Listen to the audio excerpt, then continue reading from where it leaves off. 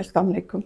आज हम डिस्कस करेंगे स्केलेटल जो मसल है इसके अंदर मौजूद जो मायो फिलामेंट्स होंगे इनके स्ट्रक्चर। मायो फिलामेंट्स की अल्ट्रा स्ट्रक्चर किस तरह से होती है।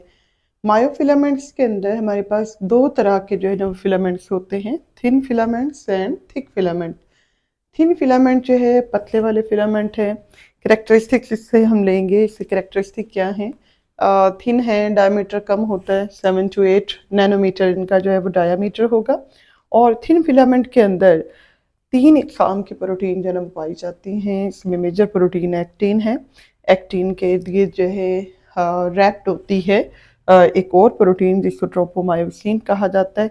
और इन दोनों के ऊपर कुछ कुछ जो है ना वक्फों से, रेगुलर इंटरवल से बाद जो है एक और प्रोटीन पड़ी होगी जिसको ट्रोपोनिन कहा जाता है। अब एक्टिन जो है ट्विस्टेड स्ट्रैंड है एक्टिन का। तो एक्टिन दो इसके अंदर जो है स्ट्रैंड होंगे एक्टिन के, और वो एक दूसरे के इर्द गिर्द लिपटे हुए होंगे, ट्विस्ट होंगे एक दूसरे के ऊपर। ट्रोपोमायोसिन सेकेंड हमारे पास प्रोटीन आ जाती है थिन फिलामेंट की।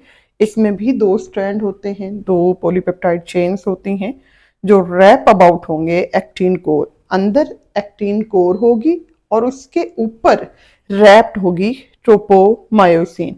ट्रोपोमायोसिन का काम क्या है? It Stephens the actin filament. Actin के फिलामेंट को इसने स्टिफन करना है, सख्ती जो है ना वो देनी है। थर्ड प्रोटीन हमारे पास ट्रोपोनिन है। ट्रोपोनिन रेगुलर इंटरवल के बाद मौजूद होती है और ट्रोपोनिन के अंदर 3 तरह की चेन्स मौजूद होती हैं।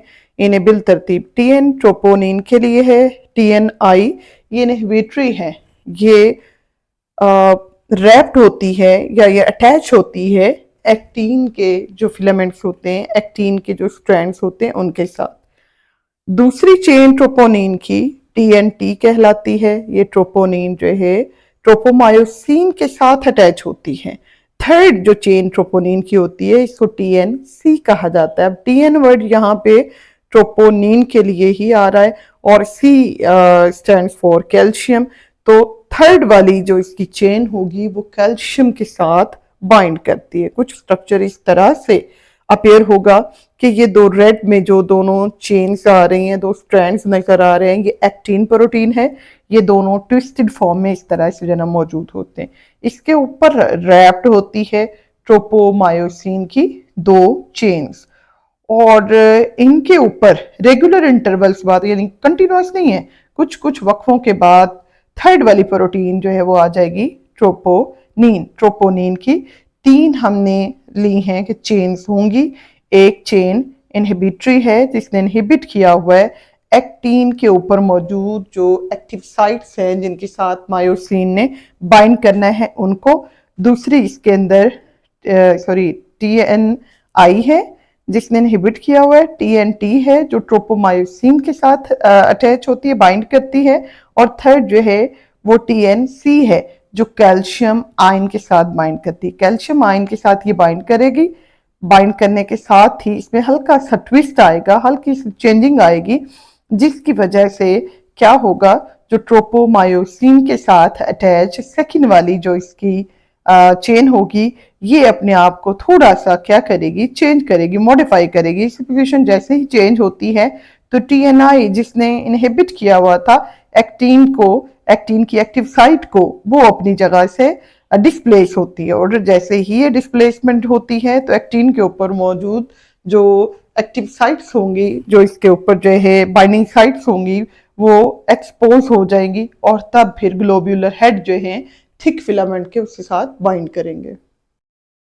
एक्टिन की इस तरह से दो पॉलीपेप्टाइड चेन्स होंगी जो ट्विस्टेड होती हैं। जिस तरह से ये बीडिड जो है स्ट्रक्चर, बीडिड जो पर्ल की जो चेन है, ये जिस तरह से ट्विस्ट हुई हुई है, ऐसी ही ट्विस्टिंग एक्टिन की जो फिलामेंट्स होती हैं उनमें पाई जाती है।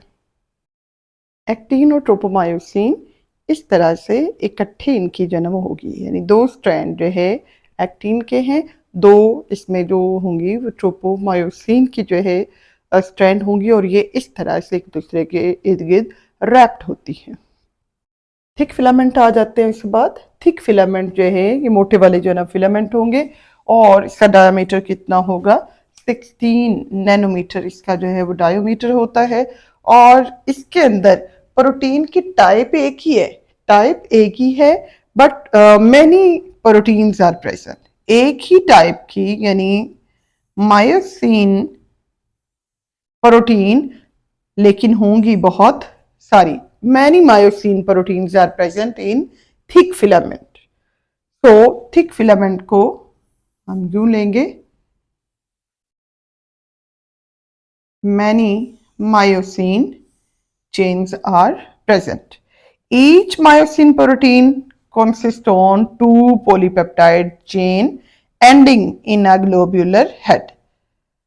इस तरह से स्ट्रक्चर इसकी होती है, दो चेन्स होती हैं और एंड पे इनके क्या होते हैं, ग्लोब्यूलर हेड्स जो मौजूद होते हैं।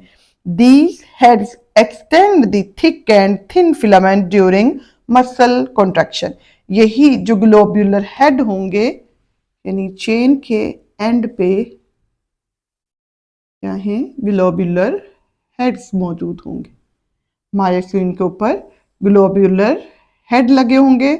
जो ग्लोब्यूलर हेड क्या करेंगे, ये ग्लोब्यूलर हेड एक्टिन और मायोसिन दोनों प्रोटीन्स को इंटरैक्ट करवाने में और क्रॉस ब्रिजेस की फॉर्मेशन करवाने के लिए रिस्पॉन्सिबल होते हैं। तो ये हमारे पास जो है अल्ट्रा स्ट्रक्चर है मायोफिलामेंट की। दोनों जो फिलामेंट है थिक और थिन, दोनों के अंदर ये यूनिकनेस जो है ना वो पाई जाती है। ऑल दो it is thin filament but it contains 3 type of protein, but thick filament consists only one type of protein, but this one type of protein are repeatedly and many protein subunits are present in thick filament. Thick filament के and पे क्या लगे हुए हैं, globular head लगे हुए हैं। These are globular heads और इन हेड्स ने इन एक्टिन के ऊपर मौजूद जो बाइनरी साइट्स होंगी उनके साथ अटैचमेंट करनी है, क्रॉस ब्रिज की फॉर्मेशन करनी है।